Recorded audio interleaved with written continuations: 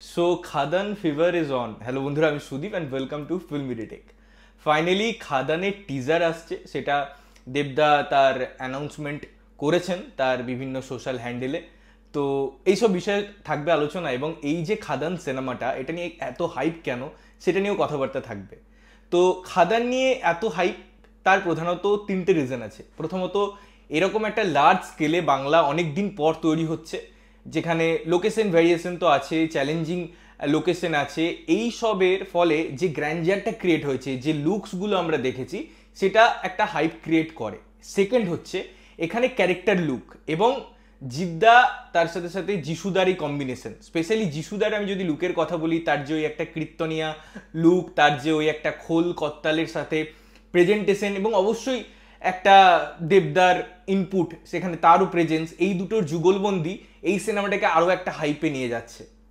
Third, এবং যেটা সব থেকে বেশি ইম্পর্টেন্ট, সেটা হচ্ছে দেবদা ইটসেলফ। কারণ আমরা বহু বছর ধরে দেবদাকে দেখছি অন্য ধারার সিনেমা করতে, কখনো তিনি প্রডিউস করছেন, অন্য অভিনেতাকে আগে এগিয়ে দিচ্ছেন সেই প্রোডাকশনের স্বার্থে, সেই সিনেমার স্বার্থে, এবং তিনি পিছনে থেকে অনেক সময় রোল প্লে করেছেন। অবশ্যই তিনি প্রধানের মতো একটা সেমি কমার্শিয়াল সিনেমাও এনেছেন, এবং সেটা সুন্দরভাবে ওয়ার্ক করেছে। But in and out commercial সিনেমায় আমরা বহুদিন ধরে চাইছিলাম দেবদা ফিরে আসুক, কারণ কিছু কিছু জিনিস হয় যেটা কোনো কোনো অ্যাক্টরকে শ্যুট করে, এবং এই ধরনের সিনেমা, কমার্শিয়াল সিনেমায় আমরা দেবদাকে, জিদ্দাকে ছাড়া কাকে নিয়ে ভাববো।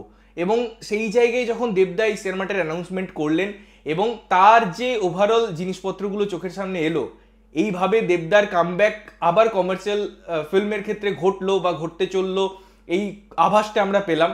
এই সব জিনিসপত্র খাদানটার জন্য দারুণভাবে ওয়ার্ক করলো। এবং শুধুমাত্র তাই নয়, সিনেমার যে গ্র্যান্ডার, যেভাবে গানের আমরা শ্যুট হতে তার গ্লিমসগুলো দেখলাম, বা গ্লিমস বলা ভুল, আমরা ফটোগুলো দেখলাম যেগুলো শুটিংয়ের জায়গা থেকে এলো, স্বভাবতই সেই জিনিসটা যে একটা খরচা ব্যয় সাপেক্ষ ব্যাপার, এবং তার মধ্যে অনেক লোকের ইনভলভমেন্ট, একটা হিউজ ক্রু, এবং তার সাথে সাথে বাংলা সিনেমা এরকম একটা এলিমেন্ট, এই সব বিষয়গুলো কিন্তু এই সিনেমাটা হাইপে নিয়ে এলো, এবং সিনেমাটার প্রতি আমরা ভালোবাসা দিলাম।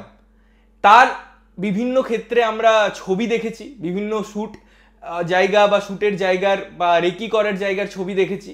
কিন্তু টিজারটা এমন একটা জিনিস যেটা হচ্ছে একটা সিনেমার ফার্স্ট প্রমোশনাল ইনপুট, যেটা একটা সিনেমাকে টিজ করে।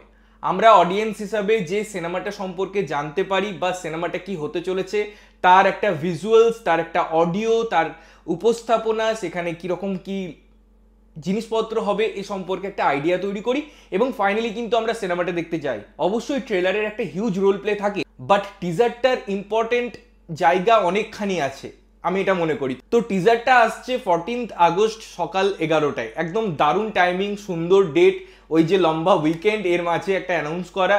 এবং দেখা যাক, অনেক পত্রিকায় কিন্তু এটা বলা হচ্ছে যে খাদান পুজোর সময় আসবে, এবং টেক্কা বলে যে সিনেমাটা, সেটা হয়তো পরে আসতে পারে, অনেক জায়গায় বলছে টেক্কা পুজোর সময় আসবে।